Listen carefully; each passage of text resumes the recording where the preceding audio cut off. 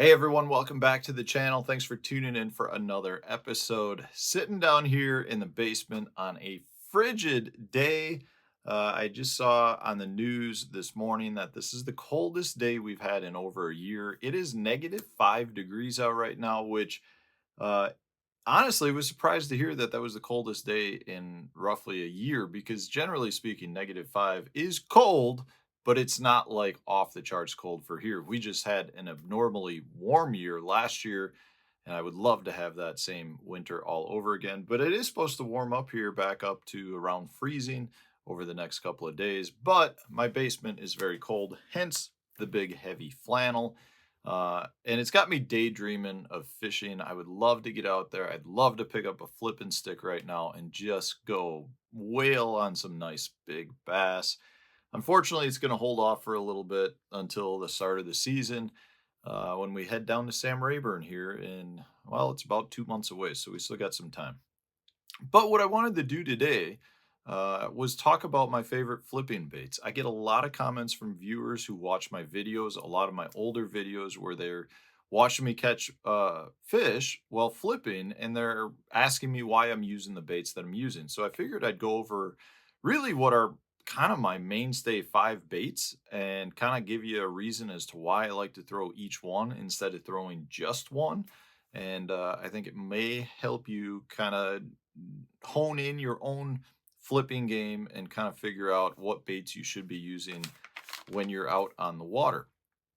So you guys know I mean pretty much every tournament I fish, a lot of videos that I do, I'm fishing heavier cover. I'm either flipping a Texas rig or I'm flipping an Ozark rig, really depending on what situation and cover it is that I'm fishing.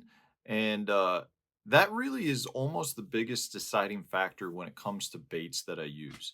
So let's just break this down and just kind of jump right into these different baits. And I'll put links for each of these baits in the video description so that if you guys want to check them out at Tackle Warehouse, you can. It's a great way to support the channel because if you make a purchase using one of those links or you use that link to take you to Tackle Warehouse, a small bit will come back to the channel, which helps make content for you guys, and it's very, very much appreciated. It just helps make more content.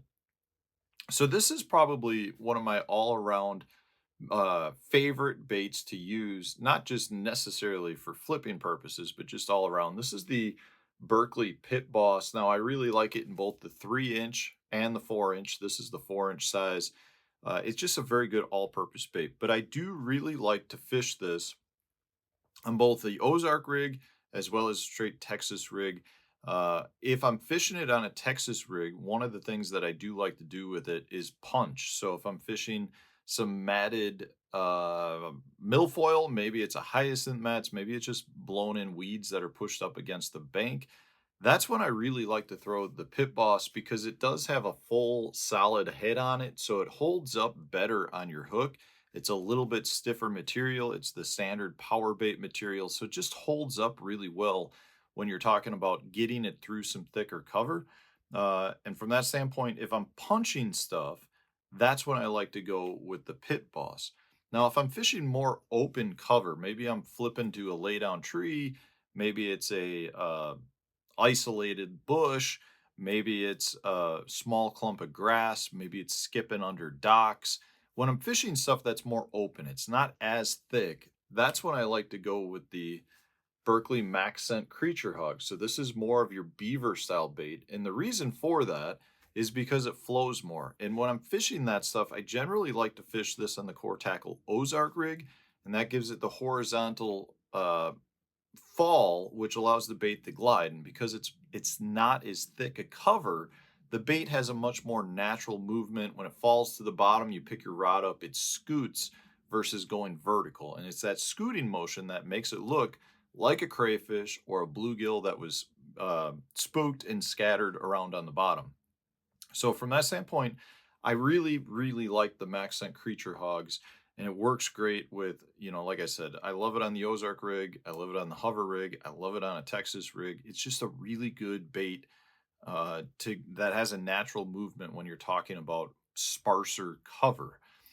Now, when I get into what I would consider pads, thicker pads like spatter dock pads and things you run into in Florida where you just have thicker stalks and maybe you've got, some grass that's not necessarily topped out where you're punching it, but you're just fishing around areas that are thicker grass. That's when I like to go with just your straight tail worm or stick bait. This is the Berkeley Max Scent the General, just the 5-inch size down in Florida. This is pretty much the only one I throw. It's the black with blue flake and the blue tail. This is a Florida killer. If you're not throwing this color in Florida or tannic colored water, you're missing out because it really is dynamite. But I really like to throw this on a really lightly weighted Texas rig. So you're talking like a 16th ounce, an eighth of an ounce, maybe a 3/16 of an ounce. And if I can get away with it, I'm not pegging it. I'm allowing that weight to flow freely around it. But the reason I really like fishing this around some of your bigger pads, your pad stems are like that big around sometimes. And your straight worm here, your soft stick bait will glide through those stalks much better than baits that have a lot of flappy appendages. So if I'm really fishing through more vegetation, whether that's bulrushes or thick pads, like I was saying, or maybe you've just got a lot of grass that's not emergent, but it's submergent, that's when I like to go with the Max Scent the General.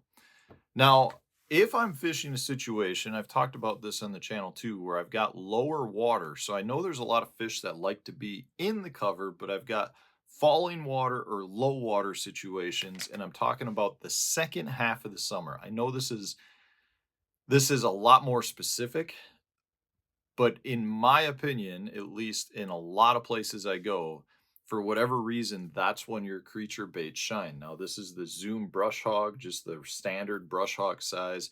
I love it when I've got falling water or low water, and it's the second half of the summer where you've got fish that are full blown summer stages. What I find is a lot of times if I'm fishing cover, normally cover that I'd be flipping, whether it's lay down trees or docks, or you've got something you just have a piece of cover that the fish want to be in, but because you have falling water or low water conditions, they're out away from it a little bit. I'm not talking they're out 50 feet, but generally speaking, instead of being in the cover, a lot of times you catch fish that are in 10 or 15 feet off of that cover. It's like they're sitting out just in slightly deeper water, hoping they can get back into that cover and waiting for the water to come back up. Well, that is when I love to fish the brush hog. And I'll fish it again with an unpegged Texas rigged weight. And I'll just let this thing glide around. I fish it, with small straight strokes. So when that bait, when I pull the rod, I stop it, the bait and the weight separate, and that creature hog does a really good just settle back to the bottom. It seems like those fish that are waiting away from the cover are much more willing to hit that than something that is going to be really digging down in the mud. I do not like my baits to drag in the mud.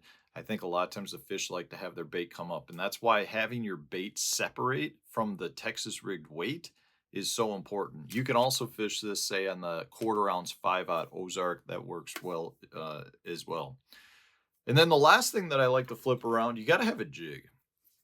So this is the Hog Snatcher, the Picasso Hog Snatcher designed by Aaron Martins. Just took this one out of the bag. I generally will trim the tail down a little bit, and then I usually pair it up with either a 4-inch or a 3-inch Berkeley Pit Boss to give me my trailer. And this is just really when I'm fishing heavier cover, whether it's really flipping into some thicker laydowns. Maybe I'm got some docks with brush under it and I want to skip my bait way back in there. And I've just got the fish that are in that thicker cover. I need something that's a little bit more weedless than, say, a traditional Texas rig or the Ozark rig.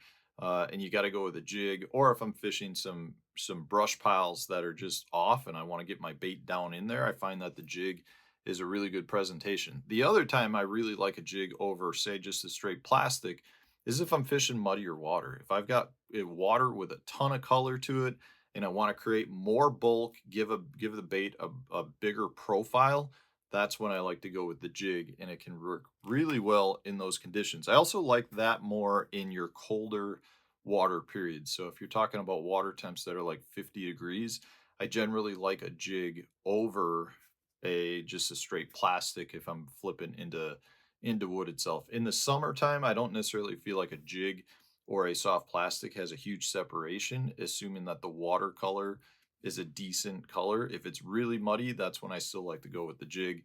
If it's really clear, then I like to go with the straight soft plastic, a little bit more natural profile, and it doesn't move as much water. But these are really the baits. The 5 baits that I love to flip with, you see me use them on the channel all the time. You see me use them in my tournaments. I'll have these rigged up all the time. I mean, these are my go-tos. I absolutely love them. Like I said, I put the links in the video description for you to check it out. Hopefully, this gave you some clarification as to why and when I like to use each bait. But for right now, I'm going to get back to daydreaming about warmer weather, skipping a bait back up under a tree, and feeling that thump of the line. That's what we live for.